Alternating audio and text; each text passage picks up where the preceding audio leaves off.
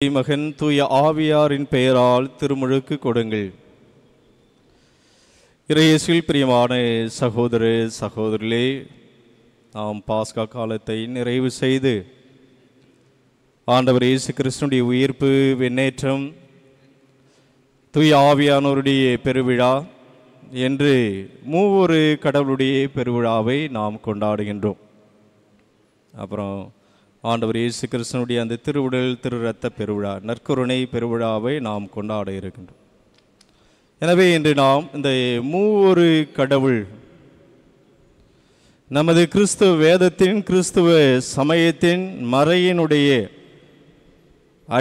அடித்தளமாக அமைவது இந்த மூவொரு கடவுளுடைய கொள்கை. எப்படி ஃபாதர்? ஒரே கடவுள் மூன்று ஆட்களாக இருக்கின்றார். நம்ம எல்லாம் பிள்ளைங்கள்லாம் புதுநன்மை வாங்குகிறாங்க, சின்ன குறுப்பினை படிச்சிருப்பாங்க, நாமளும் சின்ன குறுப்பினை படிச்சிருக்கோம்.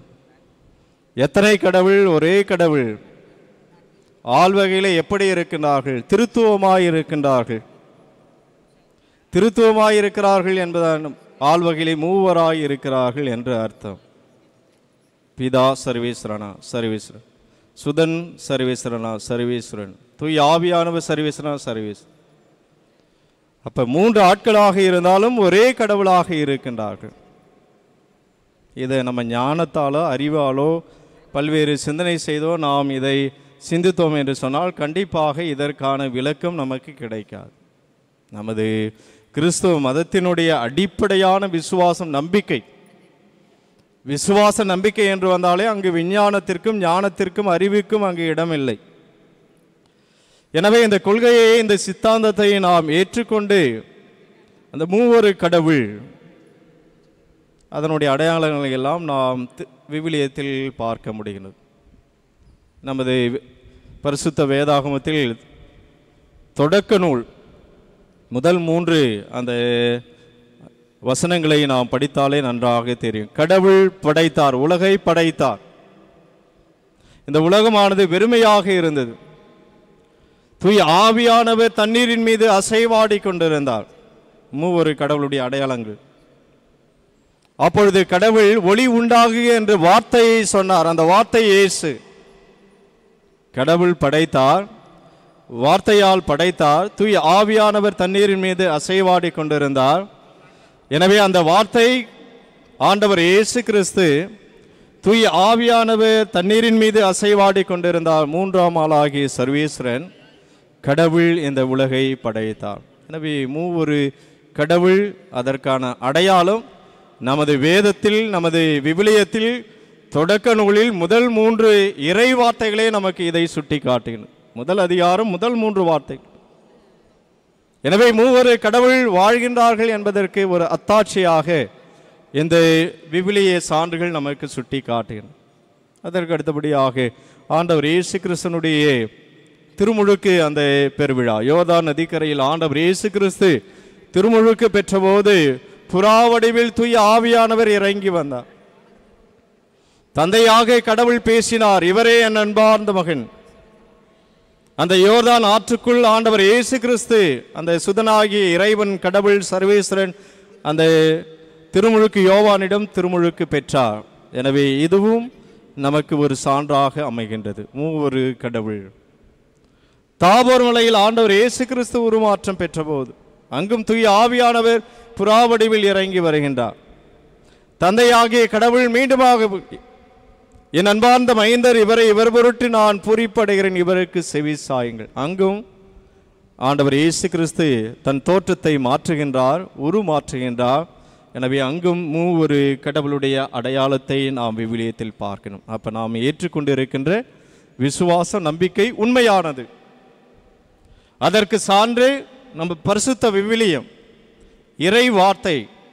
எனவே கடவுளுடைய வார்த்தை நமக்கு மிக தெளிவாக சுட்டி காட்டுகின்றது. அதுதான் யோவான் எழுதிய அந்த நற்செய்தி முதல் அதிகாரம் முதல் வசனங்களை நாம் படித்தோம் என்று சொன்னால், கடவுள் வார்த்தையாக இருந்தார், அவர் கடவுளாகவும் இருந்தார். எனவே வார்த்தையாக இறைவன் வாழ்ந்தார் என்பதை மிக தெளிவாக நமக்கு அந்த யோவான் எழுதிய நற்செய்தி முதல் அதிகாரம் முதல் இறை வார்த்தையிலிருந்து நாம் நன்றாக புரிந்து கொள்ள முடிகின்றது. பிரியமான சகோதர சகோதரி, எனவே இந்த மூவொரு கடவுள் என்பது மிகப்பெரிய ஒரு வேத ரகசியமாக இருக்கின்றது. ஒரு மனிதன் தன் தாய்க்கு மகனாகவும் இருக்கின்றார், அதே மனிதன் தனது மனைவிக்கு கணவராகவும் இருக்கின்றார், அதே மனிதன் தன்னுடைய பிள்ளைகளுக்கு தந்தையாகவும் இருக்கின்றார். ஆனால் ஒரே மனிதன் தான். உறவு நிலையில் அங்கு மாற்றம். தாய்க்கு மகனாகவும் தன்னுடைய மனைவிக்கு கணவராகவும் தனது பிள்ளைக்கு அவர் தந்தையாகவும் இருக்கின்றார். எனவே 3 நிலைகளில் அவள் செயல்பட்டாலும் ஆனால் ஒரே மனிதர் தான். இதைத்தான் புனித அகஸ்தீனார் இந்த மூவொரு கடவுள் கொள்கையை எப்படியாவது விளக்க வேண்டும். தான் மிகப்பெரிய ஒரு படிப்பாளி, அறிவாளி, ஞானம் படைத்தவர், மிக திறமைசாலி. அவருடைய சிந்தனைகள், படிப்பினைகள், கருத்துக்கள் இல்லாமல் பெரிய குறுமடத்தில் அந்த ஃபிலாசபி, தியாலஜிலாம் படிக்கவே முடியாது. எல்லா இடத்திலும் அவருடைய கருத்துக்கள் வரும்.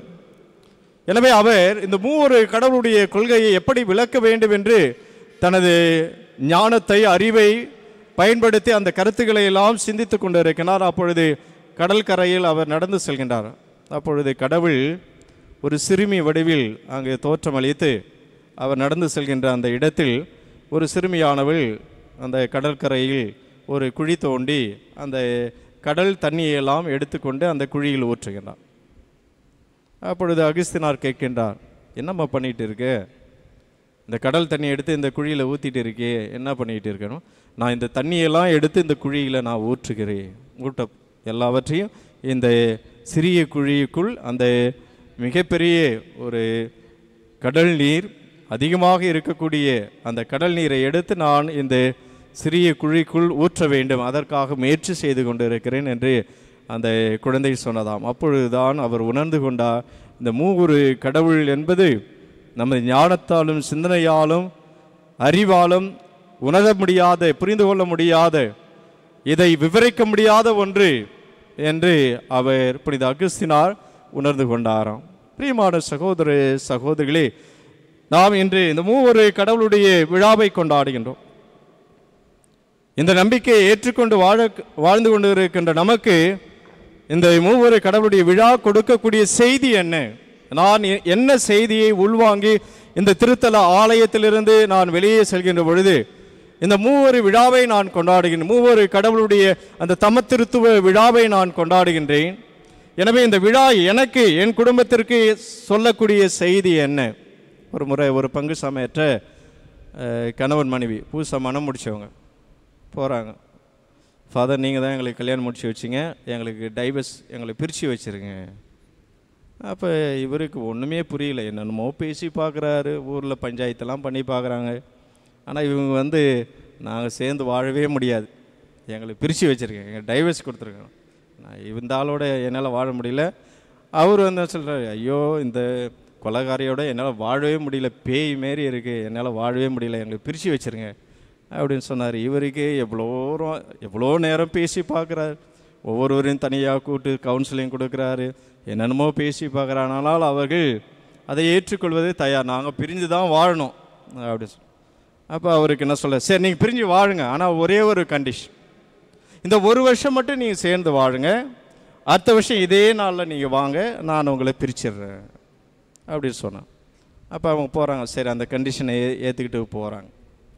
அப்போ அடுத்த வருஷம் அதே நாளில் சாமி எங்களை பிரித்து வச்சுருங்க, ஆனால் ஒரே ஒரு மாற்றம், 2 சென்றார்கள், ஆனால் 3 வந்தாங்க. கையில் என்ன, ஒரு குழந்தையோடு வந்தாங்க. இப்போ என்ன சொல்கிறாங்க, எங்களை பிரித்து வச்சுருங்க அப்படின்னு. சாமியாருக்கு ஒன்றும் பங்கு சாமியாருக்கு என்னடா இது, இந்த குடும்பத்தோட பெரிய தொந்தரவாக இருக்குது, சரி எப்படி தான் இந்த குடும்பத்தை சிக்கலை தீர்த்து வைக்கிறது. அப்போ திரும்பி சொல்கிறேன், சரி இன்னும் 1 வருஷம் கொடுக்குறேன், கண்டிஷன், நீங்கள் போயிட்டு திரும்பியும் வாங்க, அடுத்த வருஷம் இதே நாளில் வாங்க அப்படின்னு சொல்லி திரும்பியும் அனுப்புகிறார். இப்போ முதல்ல 2 பேராக வந்தாங்க, அப்புறம் 3 வந்தாங்க, திரும்பியும் அனுப்புகிறாரு. அடுத்த ஆண்டு வரும்போது 4 பேராக வராங்க. கணவன் மனைவி, முதல் குழந்தை, 2வது குழந்தை. அப்போ எங்களை பிரித்து வச்சுருங்க, நாங்கள் சேர்ந்து வாழவே முடியாது அப்படின்னா பங்குசாமி என்ன சொல்கிறாரு, ஐயோ என்னடா பண்ணுறது, செமினேரில் எவ்வளோ படித்தோம், இந்த மக்களுடைய ஞானத்துக்கும் அறிவுக்கும் நம்ம படிப்பெல்லாம் ஒன்றும் கிடையாது. நாம் எவ்வளவு தான் பட்டம் பெற்றிருந்தாலும் இந்த கிராமத்து மக்களுடைய ஞானத்திற்கும் அறிவுக்கும் அவருடைய கேள்விகளுக்கும் நம்மால் பதில் சொல்ல முடியாது. சரி, இன்னொரு வருஷம் போயிட்டு வாங்க. அவங்க, சாமி தயவுசெய்து நாங்கள் போய் சேர்ந்து வாழுகிறோம். ஒவ்வொரு வருஷமே இப்படி கண்டிஷன் போட்டு எங்களை அனுப்பி குழந்தைகள் தான் அதிகமாகிட்டு இருக்கு. நாங்கள் 2ஓட நிறுத்திக்கிட்டு நாங்கள் 2 பேரும் கணவன் மனைவியாக சந்தோஷமாக ஒற்றுமையாக அமைதியாக நல்ல உறவு நிலையில் நாங்கள் வாழுகிறோம் சாமி அப்படின்னு சொல்லிட்டு நீங்கள் கொடுத்த ஆலோசனைக்கு ரொம்ப நன்றி. எங்களுக்கு இதுக்கு மேலே நாங்கள் பிள்ளைங்களை பெற்றுக்கிட்டால் எங்களுக்கு பொருளாதாரம் இல்லை, நாங்கள் இந்த 2 பேரோடு சேர்ந்து வாழுறோன்னு சொல்லி போயிட்டேன். ஃபாதருக்கு அப்பா ஏதோ ஒரு தீர்வு கொடுத்துட்டா சாமி அப்படின்னு சொல்லி அவர் மகிழ்ச்சி அடைந்தாராம். பிரியமான சகோதர சகோதரிகளே, இந்த மூவரு கடவுள், தந்தை கடவுள் படைக்கின்றார். சுதனாகிய கடவுள் ஆண்டவர் இயேசு கிறிஸ்து படைத்த இந்த படைப்பு பொருட்கள் அனைத்தையும் மீட்கக்கூடிய அந்த பணியை செய்கின்றார். 3ஆம் ஆளாகிய சர்வேசன் தூய ஆவியானவர் அவர் இந்த உலகத்தை வழிநடத்துகின்ற அந்த புதுப்பித்தல் பணியை தூய ஆவியானவர் செய்கின்றார்.